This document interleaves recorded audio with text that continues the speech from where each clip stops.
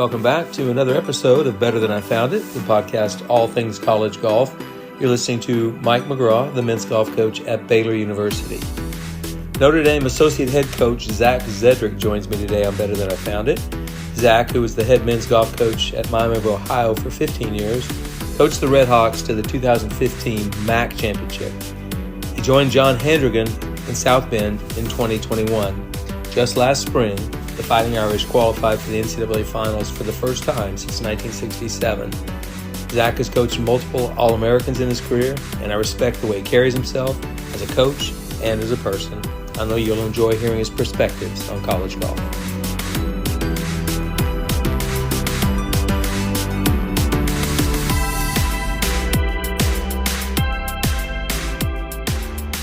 Okay, Better Than I Found It listeners, let's welcome Notre Dame Associate Head Coach Zac Zedrick to the podcast today. Zac, appreciate you taking the time to join me today. I know we're both pretty busy right now. Thanks, Mike. I appreciate it, and I'm grateful to be joining you today. Absolutely. You know, I first reached out to you, I think, way back in August. I try to get in the coaching side of this podcast, I try to get a good mixture of head coaches, retired coaches, Hall of Fame coaches, Division II. I mean, it's all over the map. And so you came to mind actually quite a while before that, but you initially said, yeah, I'd love to do it, but let's put the brakes on a little bit. Talk to me about that. Yeah, it's been I turned 40 a year ago, a little over a year ago. I actually just had a birthday. But my turning 40 and this past year, I think there were a lot of different things that I experienced. And at that particular time, I remember actually saying to you, I'd feel like a hypocrite if I came on your show, because I know what you talk about. And I love this podcast and I love what you're doing to grow not only our game, but the coaching profession within it. And there was a part of me that felt like, man, this might be a little disingenuous. But I kind of over time had realized that was probably way off base. And I was at our coaches convention in December, and Ryan Hybl was one of the inductees. And I really respect Ryan a lot. Not only has he done a great job, but just in getting to know him, being on a couple of our coaches association committees and recruiting it with and against him at certain times.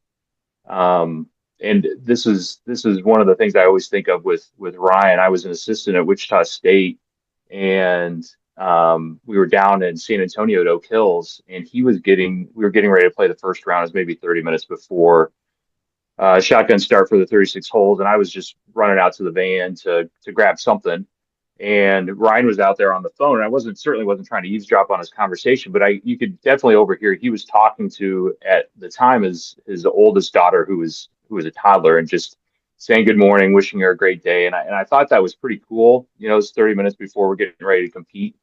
And over time, in becoming a father and having two daughters, and, you know, traveling as much as we do, and how you kind of get pulled in a lot of different directions. I know that Ryan is as proud of what he's accomplished as a coach as he is, you know, the husband and father he is. I know how committed he is to his family. And so I've always really respected that about him. And in his speech, he had mentioned his oldest daughter again, and how she had actually, she was a pallbearer at a close friend of hers funeral the week before. And I thought, gosh, like, we're just not ever guaranteed anything. Like, there are no guarantees for us tomorrow, Mike, you or me.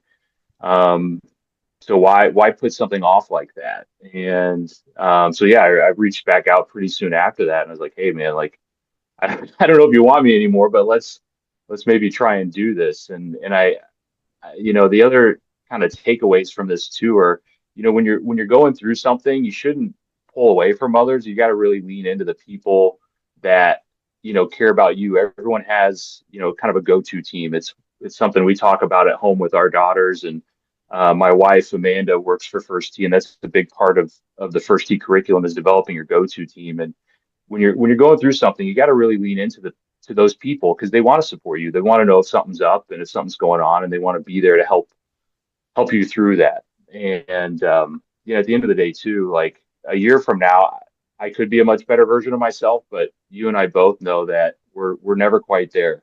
There's always something kind of better in front of you down the road a little bit. And I think if you're really truly trying to improve yourself as a person, as a coach, as a husband, as a father, you're always going to be working on something. So why put something like this off?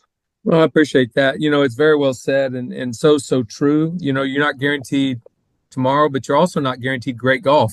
I mean, That's for it's sure. it's just not guaranteed. And honestly, it doesn't have to happen. We're very fortunate when it does.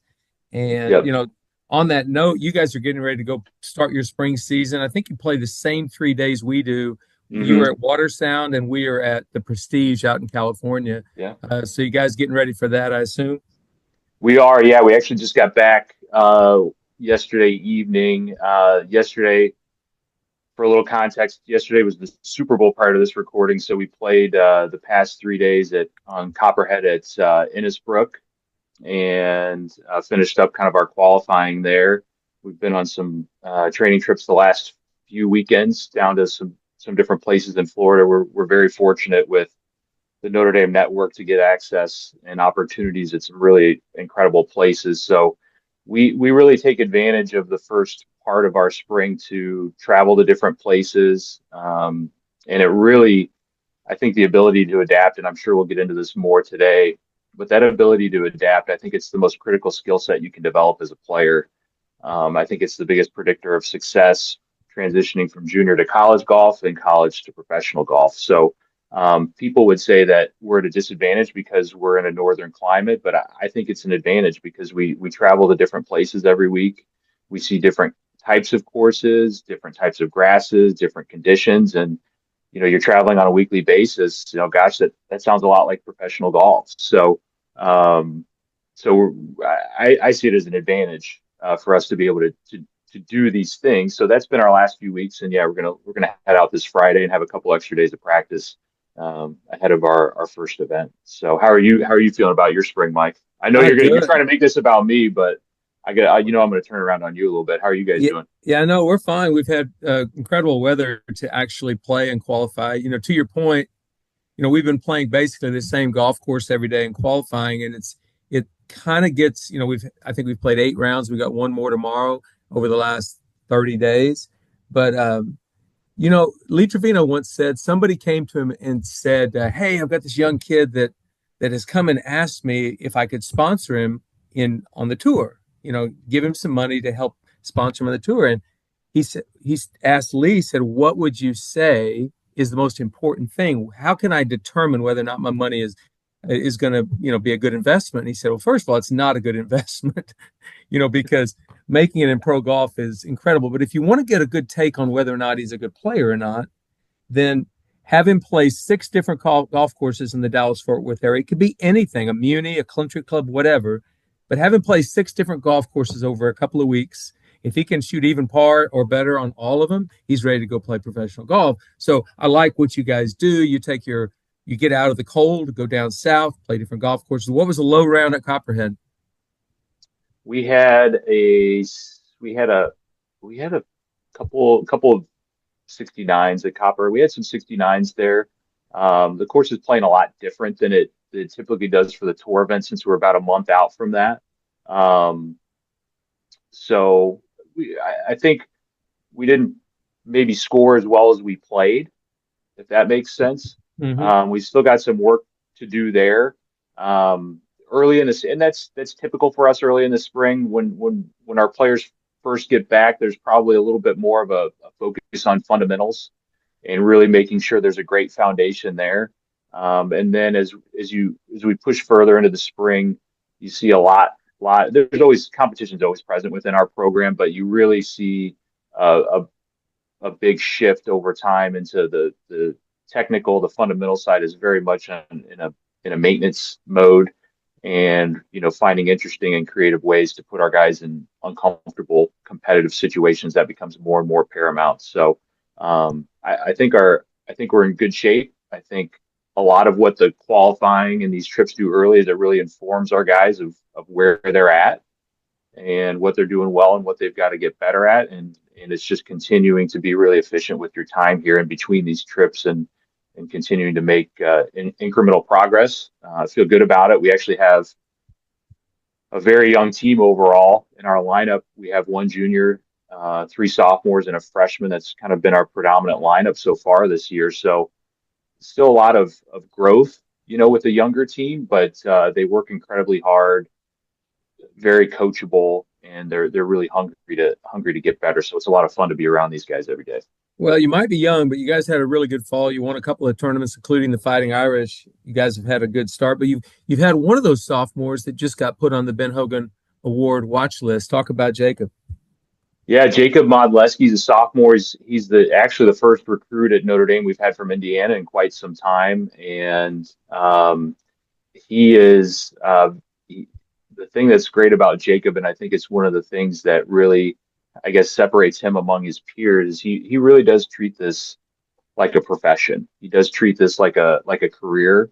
Um, he's the guy that if I were to go ask him, Jacob, what did you do on June 22nd, 2022, he'd be able to go find that information and share it with me. So he really understands how holistic development is. The strength and conditioning side, nutrition, mental, sport performance, that kind of all of those areas, how they all kind of aggregate to how you perform in competitive golf. So he's continuing to refine that.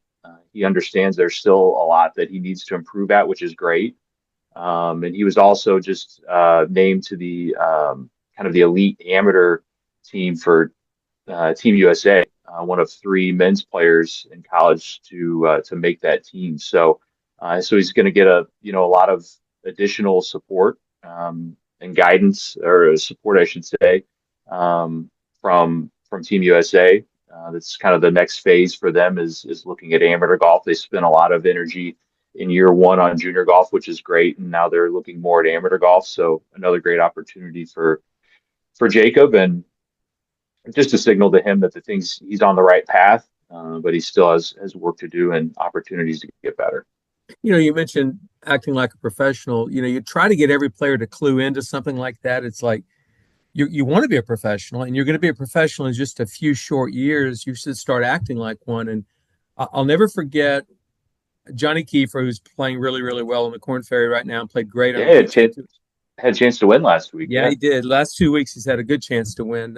But he's playing well, but I'll just give one small thing. So Johnny wore one of those Whoop bracelets for about a year, realizing he was the worst sleeper in the world. Just didn't get enough sleep, didn't sleep well. But that bracelet kind of taught him over time that the value of good sleep and good rest. And his senior year, he told me last year, he said, I'm going to get 1 hour extra every single night. I'm going to factor it into my schedule where I'm getting 1 more hour of sleep every single night. And I'm going to try to figure that how to do that as a professional as well. So, but Johnny was already thinking about being a professional. Right. Sounds like Jacob is already, he's fully engaged in your team. He's loving collegiate athletics, but he's trying to prepare to be a pro.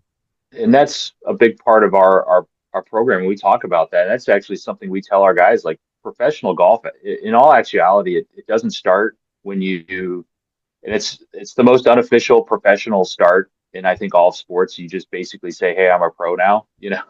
There's no formal announcements. You're not going into a draft. You basically start taking the paychecks if you make them. So but all of the habits, all of the skill sets you're developing, all the things you're learning about yourself as a player now, that's feeding into that transition to professional golf. So even though these are all amateurs and collegiate players, if they truly have aspirations to play at the very highest level in our game, it's underway. So there are people that are treating it that way, and then are people that aren't, and people in between. So if and you talked about there's no guarantee to play great golf, and we talk about that a lot too. It's doing things the right way does not guarantee you're going to win, but it stacks the deck in your favor. It gives you better odds, a better chance to do that. So why not give yourself the best chance possible? But that's something we talk about a lot, is it's that you are, if you plan to play professionally, then it's underway. And what are you doing about it? you can book it. Your opponent, your opposition is doing it. So Right. you better figure out creative ways of being better than they are in that arena. But 100%. let's talk about you as a student athlete because I remember you as a student athlete. We didn't see each other very often. I was at Oklahoma State. You were at Michigan State. But talk about your playing days, your junior career. What got you to the college golf world? Up north. I was very fortunate. I grew up in Danville, Illinois, about 2.5 hours south of Chicago, 30 minutes from the University of Illinois. Actually, Mike Small and I are from the same hometown. So I've known Mike for a long time. My parents were great about exposing me to a lot of things, and my dad was a very good player, and golf is big on his side. I have uncles that owned and operated a golf course, like a par three course and driving range. They did that for a long time. I have another uncle who was a PGA instructor for almost 4 decades. It was for 4 decades. My dad was a really good player. You'll remember the Robinson Open, Mike. He actually Monday Oh yeah. qualified twice for the Robinson Open. Labron Harris Jr. won the Robinson Open Yes, 1971. yeah. It's a very underrated golf course down there. Robinson is literally in the middle of nowhere. I think it's Quail Creek is the course. It's a really good golf course. Probably not long enough now, but really good second shot golf course. Anyway, he made a cut there. So he was a good player, but just life kind of drew him away from the game. And anyway, I could have been forced down the golf path, but I played three sports for a long time and even into high school. But golf was the thing that I just really it was the sport I was the most passionate about. But the great thing my parents did is they introduced me to a lot of different things and just let me follow my passion, and it ended up being golf. Um, I grew up in a place where there were not a lot of other junior golfers really trying to play at that kind of level. I did have a high school teammate who did go on to play high level D1 golf as well, but other than him, and we kind of we were at different courses and we kind of ran different races, I guess is the best way to put it. I was in an environment where if I really wanted to get pushed hard competitively while I was at home, it was around older players, guys in their 30s, 40s that, were really good mid-ams, or, the environment I grew up in, there were always games that involves guys that were, maybe 5, 6 handicap, but they could magically shoot 70. So I had to figure it out pretty early how to compete. And I think it helped a ton in junior golf to where not only just, being in an environment where they didn't care if I was 15 years old, it was like, hey, you're in the game, then you got to play hard. But also being exposed to people a lot older than me, you really had to grow pretty quickly socially and how you interact with others, and learning to be respectful and courteous, and kind of read all the nonverbal cues and handling yourself. That helped me a ton. But being in that kind of environment, I think it really pushed me competitively. Um, and I didn't realize it, but I was, from a developmental standpoint, I was on a much better path than I realized, because most of my practice was really based around competitive drills, completion drills, especially around the hole. And I think it was part of why I developed, short game was inside 100 yards, inside 130 yards was by far the strongest part of my game. And a lot of the things I was doing was around figuring out ways to turn three shots into two and putting pressure on myself to do it. And I think I unintentionally created a lot of pressure situations that helped me develop. As I got into college, transitioned into college, I certainly got better over my 4 years. There's no doubt about that, but it slowly shifted into fundamentally, technically, like seeking that ghost of technical perfection and chasing it. And I started spending less time working on, doing some of those competitive drills, playing a lot of golf. I was starting to practice a little bit more and wasn't playing quite as much. And again, I was in an environment, we won a Big Ten championship my junior year. I was teammates with a PGA Tour winner, and we had other guys that had, fairly high levels of success on the Corn Ferry Tour. So it was in an environment with a lot of good players, and that alone is going to make you better. Especially we all grew up playing team sports. The coach I played for, Mark Hankins, did a great job of bringing in guys that understood what it was like to be on a team and wanted to be a part of a team, and were, individually and kind of across the board very just competitive in general. So that made me better, but the way I was spending my time individually, I was spinning my wheels, and that experience of junior versus college golf and you know, my kind of evolution as a player, it really has helped me tremendously as a coach in figuring out my own personal philosophy around player development. Well, you mentioned that point. I don't think any of us in the game have not run into somebody or experienced it ourselves where technique driven practice or training became the focus. Mm-hmm. And the advent of video, the advent of a swing guru, teachers all over the country, we all kind of sought out this mystical, magical, mythical, perfect golf swing. And Right. as I had a quote several years ago, kids that get obsessed with their technique, I mean, obsessed with it.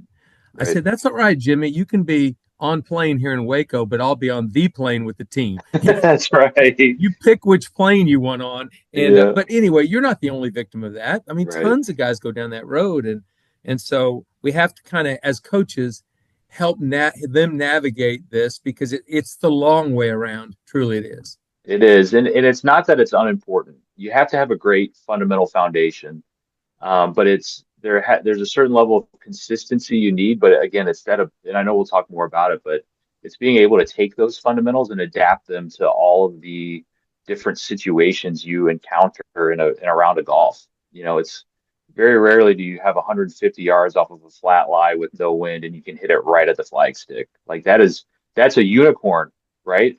Mm-hmm. In competitive golf, yet that is a shot that gets hit all of the time in practice. That's crazy. If you actually think about that, a lot of players will spend an inordinate amount of time hitting maybe a pitching wedge or a 7-iron and trying to hit the ball dead straight directly at a flagstick. And you never do that. No, I don't want to say never. You rarely do that. You rarely do that. I can't remember who the player was. He's I think just since graduated. But he actually talked about, I read somewhere, maybe listened to a podcast. He spent a lot of his time. He would, even when he was doing his block practice, he would have his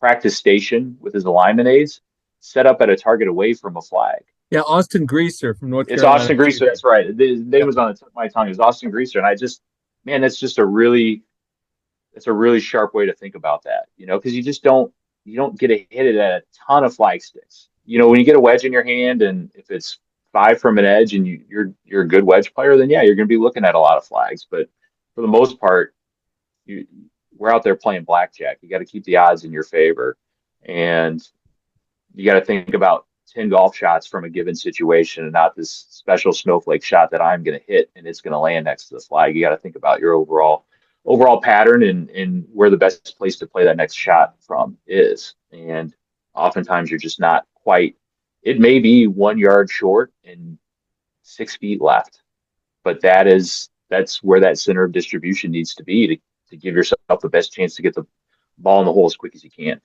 Yeah, and you said turn 3 shots into 2. You don't do that with a 185-yard shot very often. You do that as you get closer to the green. That's where you turn 3 shots into 2. That's right. But you mentioned Mark Hankins, a great coach. He's at Southern Cal now. He's been Mm-hmm. successful everywhere he's gone. He's always been a good coach anywhere. So Yep. you got to play for a great college coach, but also you got to work with a great college coach. And I'm talking about Greer Jones at Wichita State. Greer would have been the opposite of technique being the most important thing. And yet he had really good technique and he knew what he was talking about with the golf swing. But, you and I have something in common. We both have a great amount of respect for Greer Jones. As a boy, he was an Oklahoma State NCAA individual champion and the Rookie of the Year on the PGA Tour. He was one of my heroes as a boy. Most people find that hard to believe, but he really was. And you went to work for him. Talk about your time with Greer. Yeah, Greer Jones. Talk about someone who has probably forgotten more about the game than a bunch of us put together. But I do need to backtrack really quick to getting to where I had the chance to work for Greer, and it probably speaks a little bit to my why in coaching. But you know, Coach Hankins was really him giving me the opportunity to play golf at Michigan State. There were two things that happened. He one helped me get my first job in coaching, which I was a GA at University of Toledo for a year and a half, which that experience helped me transition to this opportunity I had to work at Wichita State for career. So not only did he help me get my start in coaching, but my first week at Michigan State, I met my wife, Amanda. She was a member of the women's team there. And, we were the last two people to figure it out. We didn't start dating until after college. But if you look at just those two things, my entry point into coaching and, meeting my wife, they both happened at Michigan State. And that doesn't happen without Coach Hankins, giving me that opportunity. So it speaks a lot to the power of taking a chance on someone, believing in someone, giving them an opportunity, and how that can truly change their life. So I'm always going to be in debt to Coach Hankins for that. And so anyway, now fast forward, he'd helped me get into coaching at Toledo. I was about a year and a half in, and if you remember, Mike, in my second year, I that was the first year you could have two coaches giving advice. Prior to that, and it's surprising to a lot of people, up until at that point, you can only have one coach giving advice during a competitive round. The NCAA made a rule change; you could have two. So now, in the 5 to 7 years after that, you had this huge influx of positions being created because you didn't have two coaches giving advice. It's a competitive disadvantage. So, for me being born in 1984. That was a real blessing to having a much easier path into coaching than a lot of people are experiencing now. So anyway, this job was posted in December, and that's a very atypical time for a job to be posted. And I did a little research, and at the time, Wichita State was ranked in the top 25. And in that 10 to 15 year stretch from probably the early 2000s to around 2014, 2015, they were, really a top 40 program. So that was intriguing to me that, they had some All-Americans and had some success at a national level as a quote unquote mid-major. And then I started looking into Greer Jones because I shamefully had never heard of him. And this, Mike, he was one of the top 25 players in the world in the early 70s. So He was.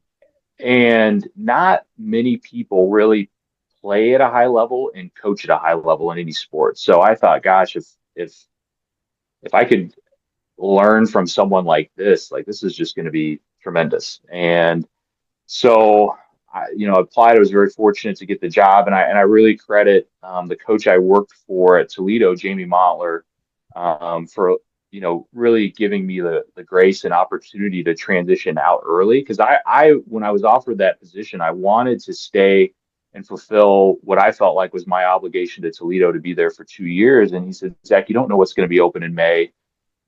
For obvious reasons, they want you to get started now. And, you can, if you can work it out from a grad school standpoint, I'm 100% behind you.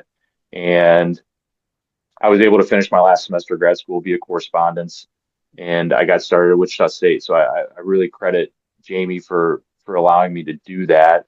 And I also credit Greer too. I was 24 years old when I started at Wichita State. So you want to talk about the wealth of experience and knowledge he had. And I'm, some 24-year-old punk kid. And he always valued my opinion. He always would seek my opinion. And looking back, I think over time, as I got into that position and started working for him and we were around each other on a daily basis, I think he could see my passion for coaching and that I was picking up on a lot of the things I was gaining from him. And we had this developed just a deep mutual respect. So, but to your point earlier, yeah, Greer, he's extremely underrated just as an instructor, but he understood what really helped him be successful as a player. And it really is a foundational part of my coaching philosophy is, golf in college, it's really a team sport. We are still trying to develop players at an individual level because when they do move on to professional golf, you're playing for yourself and it's just you at that point in time.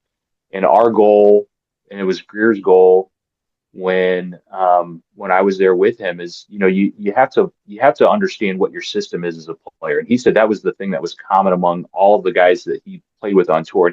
He's a really unique person in our sport because he competed against Ben Hogan, and he also competed against, I think it would stretch up to around when like Freddie Couples started his career. So if you think about all of the players in between Ben Hogan and like Fred Couples and Greg Norman, like Greg Norman, those are probably two if you're looking at great players.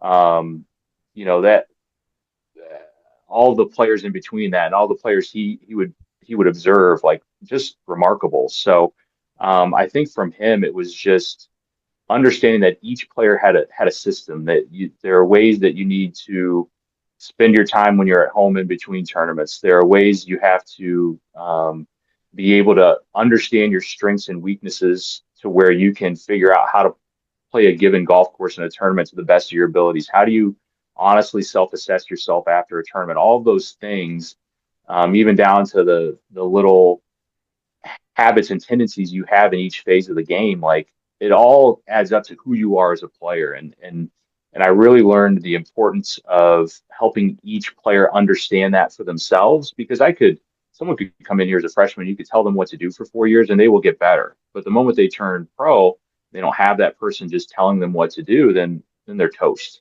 So Greer really did a great job of empowering his players to understand those things so that they could have that higher level of ability to kind of figure things out for themselves, not only in when they were preparing for tournaments, but in the middle of tournaments, how you've got to adapt and adjust to what's in front of you. So he's just people that might talk to him a little bit might, say he's a little rough around the edges, but he is, you see him with his family, with his grandkids. He's just a teddy bear. He won't admit it, but he's a big teddy bear. A lot of people say that, and we're speaking, a lot of the listeners aren't going to know who Greer was, so it's good that you and I can kind of talk about him, but he is an incredibly tender-hearted grandfather. That's a fact. He's got a great granddaughter who plays pretty good golf as well.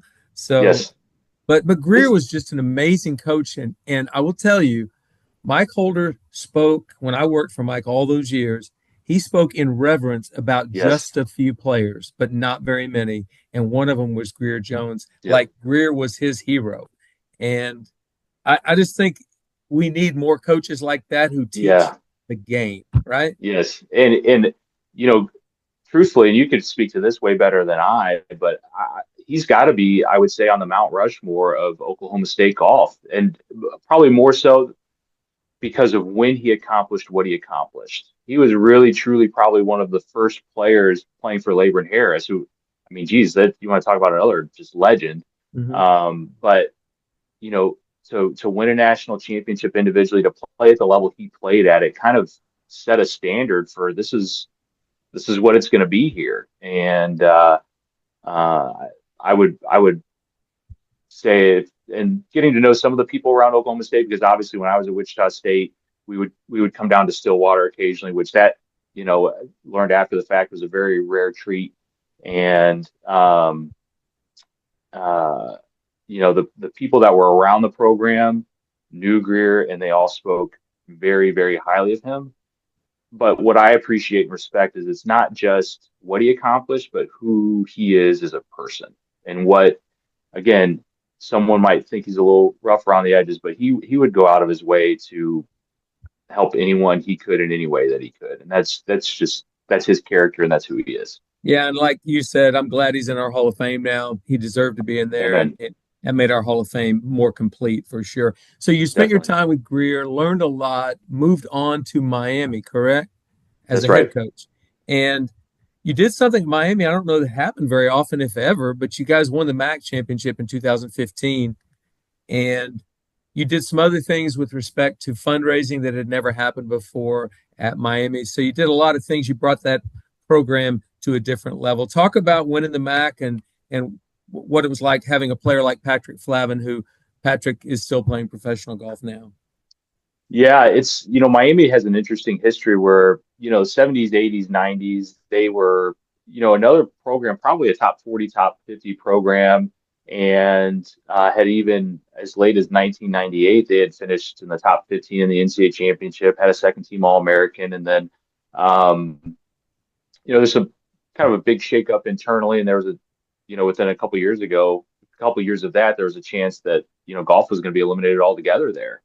And so they had a decade or so where they kind of fell on a difficult stretch competitively, and the coach that had been there for a long time retired, and those transitions can be tricky. And actually, a teammate of mine had done a really good job. Casey Lubon, he's at Michigan State now. He was a teammate of mine in college. He was there for I think 3 years, 2 or 3 years, and did a pretty good job kind of getting things back on track and stabilized a little bit. But they're in playing at Michigan State, working for Coach Jones, you kind of and frankly, being able to learn from even people like you. When I was at Wichita State, you were at Oklahoma State. You realize that if you're going to have success, you've got to play the long game, and there are certain things you've got to do to set yourself up for success long term. And that was the mentality that I went into when I started at Miami. Is like, we're going to pull the Band-Aid off, and we're going to establish some standards and some habits that will hopefully give us a chance to have more sustained excellence over a longer period of time. Because I think that's the mark of a great program. You can have a great season, but can you set yourself up to where you have an opportunity to have high levels of success every year? And the first 3 to 4 years, it was difficult, because it was a big transition internally. And that 2014, 2015 season, that was where the players who were freshmen my first year, they were entering their fourth year. And it was really, that was a class that we butted heads a lot. And we found common ground in a way by the end of their careers to really come together around finishing their career in the right way. And I know they wanted to kind of leave a permanent mark on the program. There was a lot of pride around that, because those guys did love playing at Miami. And that was also Patrick Flavin's freshman year. And, to have someone come in as a freshman, and I would say he was, from a recruiting standpoint, he was someone who, based on some accomplishments in junior golf and his mentality and his work ethic, it really changed. It started to change the way people were doing things on a daily basis. And when you come in as a freshman, and you're competing to win tournaments, and you're finishing in the top 10 most weeks like that, everyone starts looking at themselves and what they could be doing a little differently. And there was and it was established by, I would say it was established by Scott Cahill, who was a senior captain, and he had a teammate who was a senior, Brantley Kushner. They, as we got deeper into that spring, really were pushing guys hard competitively. And when you have a guy like Patrick who competes in everything he does, he would, if you were wadding up pieces of paper and seeing who could throw it the farthest, he would be trying to figure out a way to do that better than anyone in the world. And we have that kind of competitiveness on a daily basis. It creates a situation where we hadn't won a MAC championship in, gosh, it had been over 20 years. And we started the tournament off really strong, and it was still a 4-round championship at the time. And we led wire to wire, and it frankly never got that close. So it was a lot of fun and have that experience with those seniors and with Patrick as a freshman. It was unfortunate that we didn't win it again while I was there. We put ourselves in great position, and we, I would say our play throughout the season continued to improve year after year. But we never got back to that, which is why you really have to appreciate those championship moments, right? So yeah, I learned a lot, and you had touched on the fundraising piece. We really, I think, fortified the program to be able to kind of sustain itself long term, endowing our scholarships, getting a lot of people involved in the program that had maybe not been in touch with it for a while, and establishing some some deep, long-standing, meaningful relationships, former players, just former students, former alumni at Miami, people connected to Miami in other ways that, believed in what we believed and wanted to find ways to support it. And I'm, really proud that a player that I coached, JD Fletcher, is running the program. And I know you, I think he's been on the show. You guys had this, yeah, you guys, it was like a roast of Zac Zedrick that was like a It little was a 5 minute roast. thing. It was a Yeah, roast. Yep. that's right. JD's doing an awesome job, and he's building off of what was kind of handed off to him. And that's ideally if, things had just kind of run their course at Miami. And it just, I'm proud for JD. I'm proud of him. He loves Miami, and he's doing an awesome job in kind of continuing things forward. And that's ultimately what I was hoping would happen if there was ever a day where I would transition out of there. And he's going to do a much, much better job than I would Well, ever do there. So I'm I happy for him and certainly the program. I certainly appreciate his enthusiasm. He every time I have a phone conversation with him, it's upbeat, positive, Hmm. moving forward. I mean, he's a can't he can do guy for sure. Always Yes, can do. Yeah. So 100%. you coached him well. But listen, you talk about transitioning. You transitioned out, he transitioned in, but you made a transition that's kind of unusual in college athletics, and that is you went from being a head coach to you're now an associate head coach, but you became in as an assistant coach and at Notre Dame. And so talk about that. I did that once from Oklahoma Hmm. State to Alabama, loved it, thought it was a great experience. I mean, talk about that transition and what the motivation was behind it.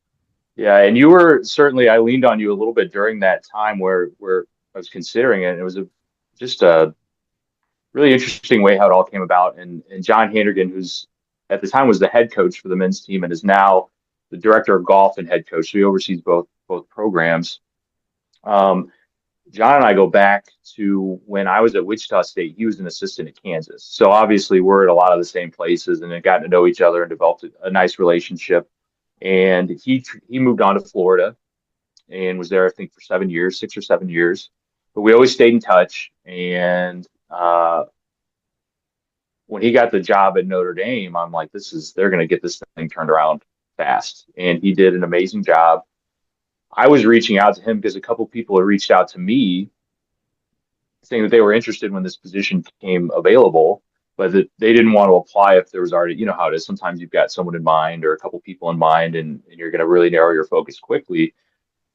And I had obviously a good enough relationship with John where I felt comfortable just reaching out and just saying, hey, some people have reached out and just want to see what this looks like. And, you know, because of the nature of our relationship, he wasn't necessarily trying to pitch me on anything, but he was talking pretty in depth about this is where we are and this is what we're doing and this is what I need. And finally, about 10 minutes in, I stopped him. I'm like, hey, you know, do you do you have any interest in hiring a current head coach? And and he was a little surprised by the question and surprised by the response when I said, I don't know. He said he was really keeping his mind open to any possibility. And I just said, I don't know if you've listened to yourself the last 10 minutes, but this just sounds really intriguing. And I'm even interested. And we pretty quickly realized there was mutual interest. And growing up in the Midwest, I grew up, I was in Catholic school from kindergarten through my senior year of high school. And so I had always had a big affinity for Notre Dame, a lot of respect for Notre Dame. Um, you know, I ultimately never considered Notre Dame during the recruiting process because of where that where the program was at that particular time, which, speaking, solely about what a Notre Dame degree can give you, like I didn't quite think that through, but I ended up where I needed to be because it set me up for the rest of my life. So I'm super grateful for that. But, you know, I kind of knew what Notre Dame was about already. And I know that was appealing and intriguing to John, that I understand the culture because we have a very unique culture here. But anyway, we were kind of started talking and ended up in a situation where I was invited to come onto campus. And another big point of that is when he did invite me, he said, Zach, I want you to bring Amanda for at least one of the days, because I know that, family matters here at Notre Dame, and I know family matters to you. And I want, I want your entire family to be fully invested in this. So I would love for Amanda to be a part of this. And that's a big deal for me, because I've never made, there's never been a decision made about my coaching career that was not a family decision. And that is always how it's going to continue. So that meant a lot to have him be that inclusive. And so that's how I ended up here. And at that time, for me, what was going to fulfill me as a coach was not necessarily a title. At the end of the day, I realized, looking back on my experience, that this transition, that going from 18 to 22, 23 years old, whether or not you go to college or not, or whether or not you play a sport or not, it's your transition to full-fledged adulthood. And I had some incredible mentorship during that time personally. And that, for me, is something that I take very serious, to be able to provide that mentorship at that age. And some of it revolves around, trying to help guys get ready for professional golf and to hopefully have success at the highest levels of professional golf. But those skill sets that you develop around trying to win an NCAA championship, trying to win conference championship, those things, those really trying to be a part of an elite program, trying to be an elite player, those skill sets you develop, those lessons you learn around chasing a big goal or a big dream like that, whether or not, even if professional golf doesn't work out, those are the things that are going to help you be successful in whatever you do. So, that's something that's kind of my why. And at the time when I transitioned, I didn't feel like I needed to have the title of head coach to still do that. And I will also say, though, it was an extremely small list of coaches that I would go actually work for, though. And John was on a very, very short list of coaches, just knowing him and what he's done and what he valued, and then learning, kind of confirming those values during the interview process. And the fact that I understand I would be going from making decisions to making suggestions again. He's always going to value my opinion, and does. So that in a lot of ways made it a fairly seamless transition professionally. Yeah, well said. John is a great coach. I'm glad he gave you the opportunity.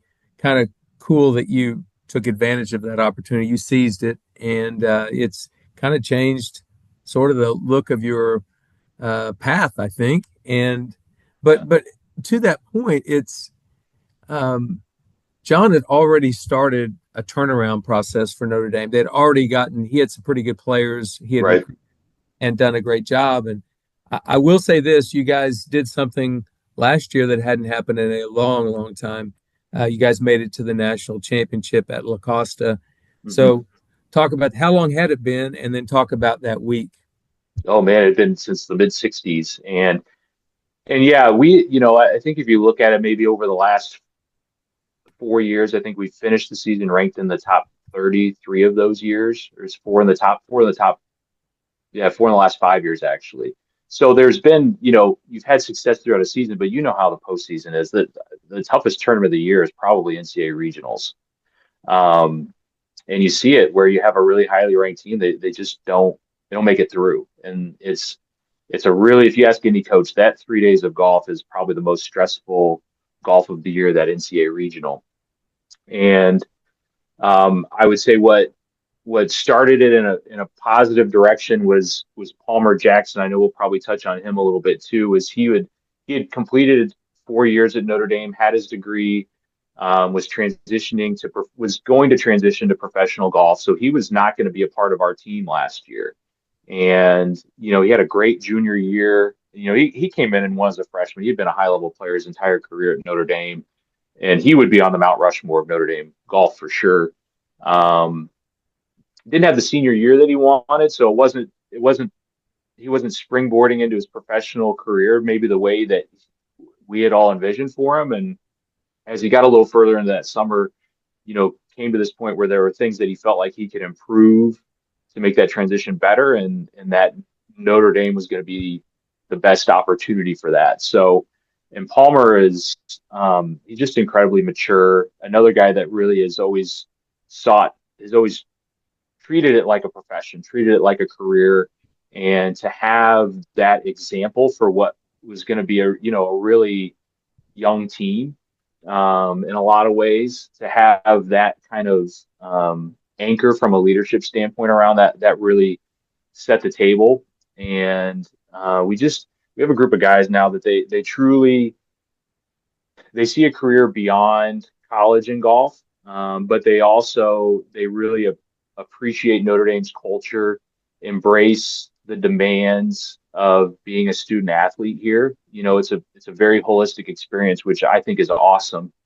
And we have a team of guys that really embrace that mentality of how you do anything is how you do everything. And we won early that year, maybe a little too early because we got humbled right after that. But when you have that mentality of like you're always trying to find ways to get better every day, you're always you can find those little opportunities for improvement.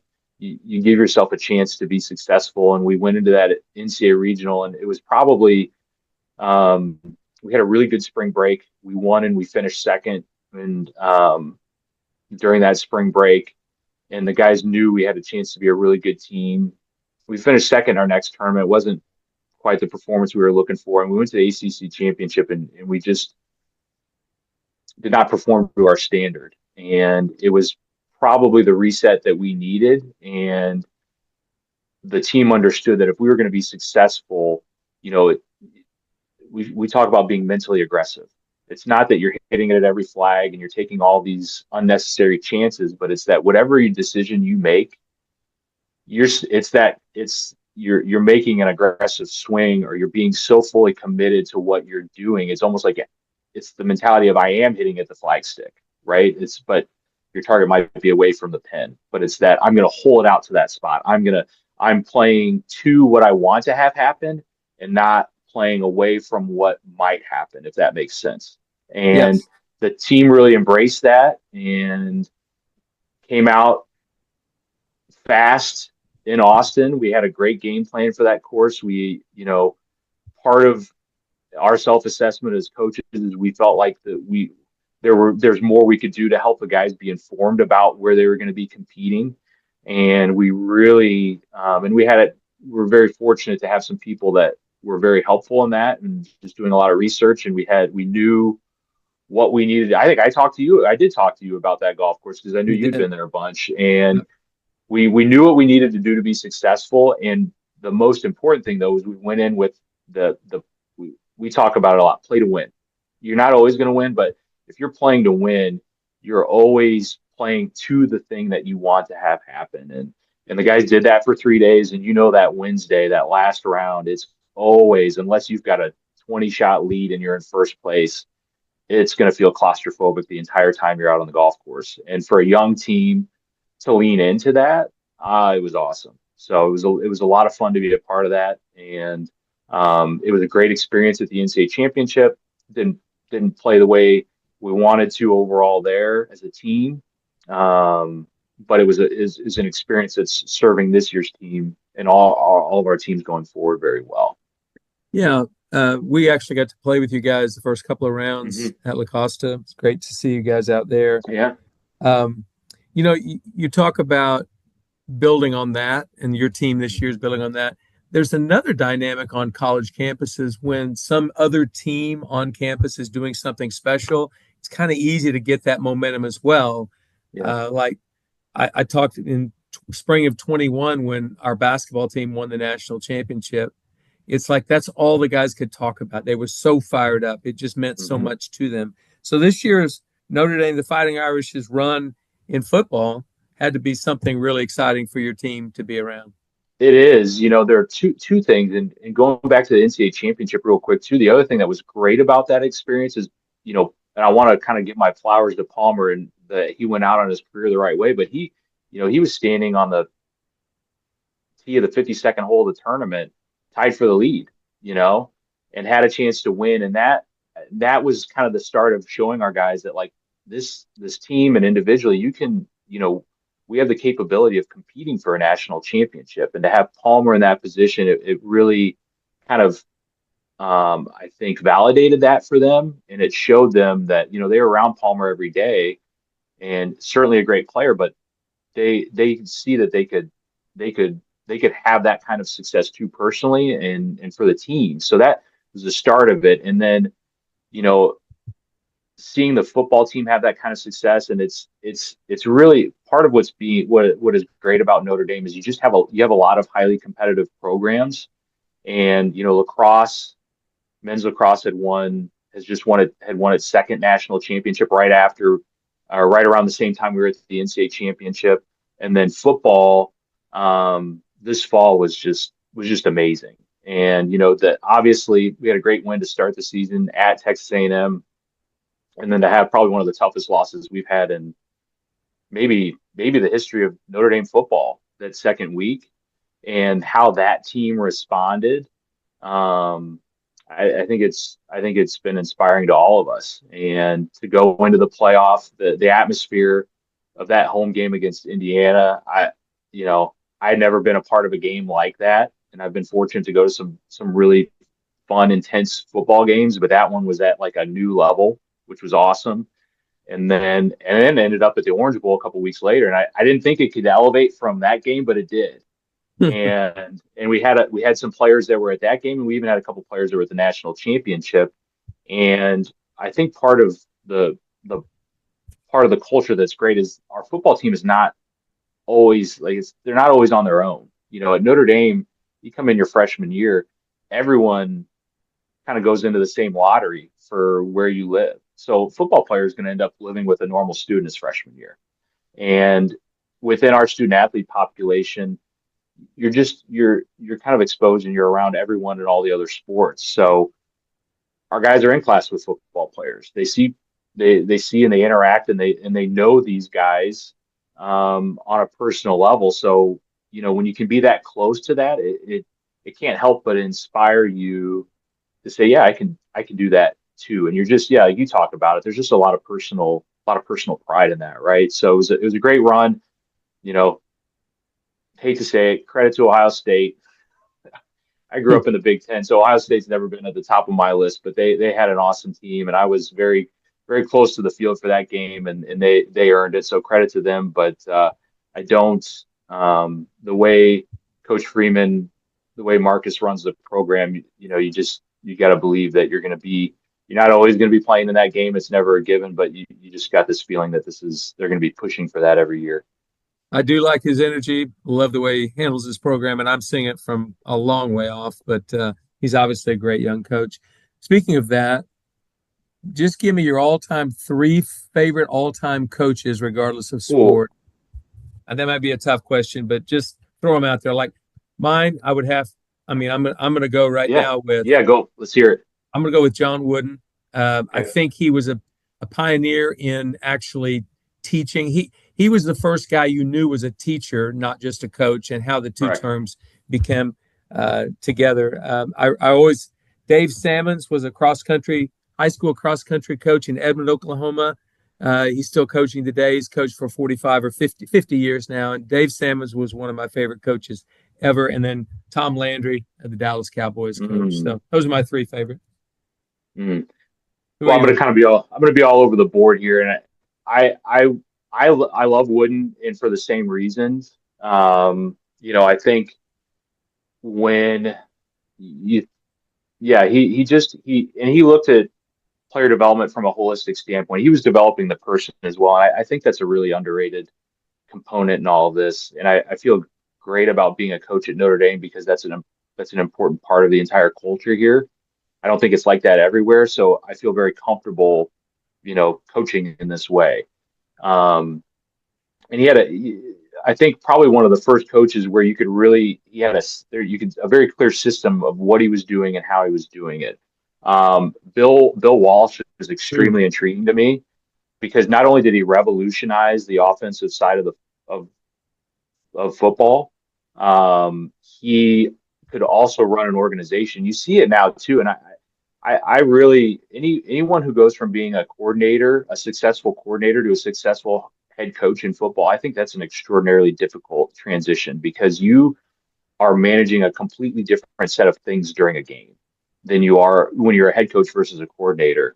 And being in charge of, kind of managing your culture, like Bill Walsh was extraordinary as um, as a play caller, and he was equally as extraordinary as someone who he wrote a great book called The Score Takes Care of Itself, and it was about he really and it resonated with me like the things you're doing on a daily basis are what is determining the winning and the losing, and you've got to stack the deck in your favor and take care of those daily habits and do those things right every day to give yourself the best chance to be successful. So he's another one I think of, and maybe my Sparty is showing a little bit, but I love Tom Izzo, and I actually my senior year it was roommates with two teammates, and then we had a member of the men's basketball team who lived with us. And this my time at Michigan State, and I mean I'm probably being hard on him, like it was a little bit of an up and down time for men's basketball. I say that, and we went to a Final Four and an Elite Eight, but we also had two first round losses during my 4 years there. So, it wasn't, because there have been some runs there where they were always in the mix for a national championship, and it was just a little more up and down during that time. And that senior year it was one of the years we lost in the first round, and being around that Drew Namick was his name, being around Drew on a daily basis it was a difficult year for the team, but I remember having a conversation, a couple of us having a conversation with them about Izzo, and the thing he said is like, obviously he's very hard on us, but we all know that he deep down he's got our backs, and if we need him, he's there for us, and he does. He coaches those guys extraordinarily hard, and you see him getting arguments on the sidelines, but part of that is actually there's a comfort and those relationships are so strong that they can have that kind of direct confrontation and 30 seconds later it's done and we're moving forward. So I appreciate that. He's done an extraordinary job in a very quick personal story. I remember I've got a few nephews, and the oldest one now is, oh gosh, 25, getting old, 24. And anyway, there was a picture of him and Tom Izzo. And you would think that maybe Tom was at some event and my nephew went up and just got a picture with them. And it come to find out, there was a year, it was probably around 10 years ago, they lost in the Final Four to Butler. It was when Butler almost won the national championship. Michigan State lost to them in that Final Four. That picture was taken 30 minutes after that game ended.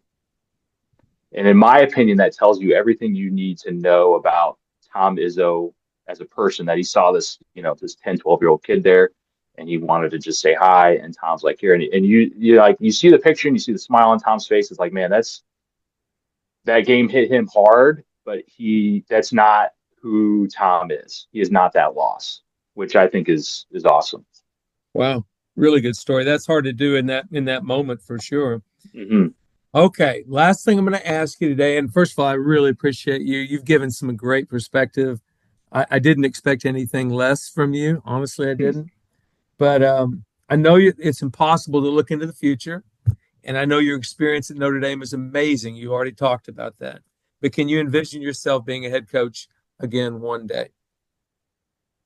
I certainly could. And that's a great question. And it's a loaded question in a lot of ways. And it certainly is something I could see happening. At the same time, one of the big parts of my current journey is to kind of be where your feet are. And that's really, I know it's very cliche in a lot of ways, but I just have a lot of opportunities for growth right now. And my focus is really on that. And I still have that. And it's not that it'd be easy to say, well, I'm just complacent, happy to be at Notre Dame. But, you know, this place and this environment, it really pushes you hard, not just if you're a student athlete here, if you're a student at this school, but even if you working here, there's just it's an amazing culture here. They're incredible people, and it finds a way to push you. And I really value, like that was when we moved from Oxford to South Bend area. We live in Granger, which is I'm about 10 minutes from where I'm sitting right here at our facility, so very close to campus. Um, that was a big transition, and at the time, you know, Nora, our youngest daughter, she was still in preschool, and I think the hardest part for her initially was more the fact that like we're leaving the house at 7:30. Before we before we moved here, she was kind of up on her own whenever she wanted that summer. And then all of a sudden when we moved here, it's like, Nora, we're leaving at 7:30 today. But Millie was, at an age where, when you're 6 to 8 years old, you're really starting to develop those relationships for the first time where you're gaining independence as a person. And so she left a lot behind. We all did as a family, but seeing Millie, even at that age, leave a lot behind, it was a difficult transition for her. It took time for really all of us to get settled here. And this is a great place, and everyone bent over backwards to help us. But we had pretty strong roots where we were at, and we have really strong roots here now. So I don't take another transition like that lightly at all. And it would have to be, again, it's a family decision, and it's gonna help our family across the board if that were to happen again. So, well, I can certainly appreciate what you're saying. I was an assistant coach at age 37 and didn't become a head coach until I was 44, almost 45 years old. You've got plenty of time. There's no rush. Enjoy the experience of coaching. And coaching is coaching, whether you're an assistant coach, associate head coach, mid-major, Power 5 comp, doesn't matter. So you're in a great place. I just wondered if you thought someday you might move on. You never know. You never know. That's very true. So, and I know you're not gonna mention this, so I'm gonna have to. But I've always appreciated our relationship because you remember that I had met you. We had met at a, oh gosh, what's that tournament in Ardmore? They don't have it. Dornick Hills. Well, but I know the conversation you think of is Dornick Hills, but I met you at Dornick Hills that spring at the Maxwell. Yeah, that's right. We're both at the Maxwell, that tournament they used to have right before regionals. But anyway, we were both recruiting separate players in the same group. You were actually watching Taylor Gooch. I remember that. And I was, oh man, he didn't end up coming to. I'm blanking on the name because he did not end up coming to Wichita State. But we were watching different players, and everyone knows you carry around this journal. And I asked you about the journal, and it would have been easy to give me a 30 to 45 second, maybe 1 minute answer, and then just kind of move on and kind of, ignore me basically. And we spent the next 30 minutes talking about that journal. And I knew the secrets of the universe were not in that journal, but it was going to be an entry point to how you kind of think about things. And I really, you didn't know me from Adam, and to take that kind of time, that always left a big impression on me. And I think in our profession, I think in all professions, but I think in coaching, I think sharing your kind of best practices, sharing the things that have worked, sharing the things that haven't worked, learning more from each other as coaches, I think it helps everyone. It helps you personally, I believe, rather than kind of, shielding things from others. And anyway, that was a moment that has always stuck with me. And I don't think I'm as good at it as you, but I really try to, with younger coaches or any coaches, really try to be, if they would want me to be a resource, try to be a resource or a mentor in some way to them, because you did that for me at a time when you didn't have to. And it started a relationship that we still share today, which is awesome. Absolutely. Well, thank you for mentioning that. I do remember that time at Dornick Hills, and I probably just thought, you know what, this works for me. Maybe it'll work for him. Who knows? So yeah. But no, hey, Zac, thank you so much. This has been outstanding for me. Hope it was good for you as well, and I know it'll be great for our listeners. But thanks again, and best of luck this spring. Yeah, same to you. Hopefully we're paired again at Nationals, but maybe like on Tuesday or Wednesday. That'd be great. I would love it. All right. Well, have a great one. We'll see you. See you, Mike.